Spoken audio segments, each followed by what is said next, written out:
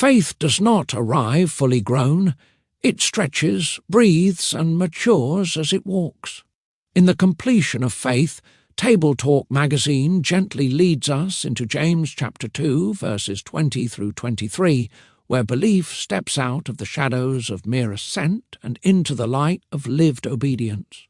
Here, faith is not a static confession, but a living trust, brought to fullness through action, as Abraham's friendship with God is revealed not only in what he believed, but in how he obeyed.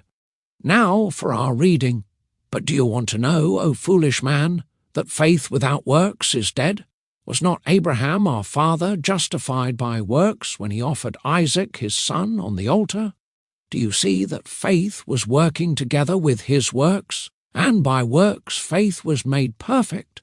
And the scripture was fulfilled, which says, Abraham believed God, and it was accounted to him for righteousness. And he was called the friend of God. James chapter 2, verses 20 through 23. Faith as a mere mental assent to propositions of truth offers no benefits to us with respect to our relationship to God, but actual saving faith does good for that relationship. Having stated that faith, as the affirmation of truths about God without corresponding trust in Him, makes one no better than a demon, James in today's passage appeals to the example of Abraham to demonstrate that saving faith puts us in right relation to God. James uses Abraham's example in a different manner than Paul does, although the teaching of the two apostles is fully compatible. When Paul turns to Abraham and to Genesis chapter 15 verse 6 in particular, Abraham believed the Lord, and he counted it to him as righteousness. He has in mind the timing of God's granting a righteous legal status to Abraham. Without a doubt, God granted this righteousness to Abraham apart from works, before Abraham performed the good works of the law. When James appeals to Abraham, and Genesis chapter 15 verse 6, however, he is not thinking of when God granted a righteous legal status to Abraham, but of the moment that Abraham especially demonstrated his right relationship to God.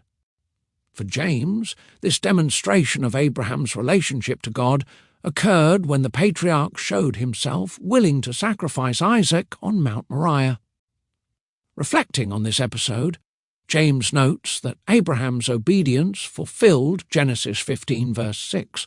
This work to offer up his son even justified Abraham. Lest we think that Abraham's faith was lacking before his offering Isaac, that he had to add his good works to his faith to make it effectual to save, note the priority James places on faith. Abraham's faith was long present and completed by works. We could also translate this to mean that his works brought his faith to maturity. Abraham trusted the Lord long before he offered up Isaac, and this faith was sufficient to reconcile him to God before that test. Yet this faith, though sufficient to save, had to grow over time.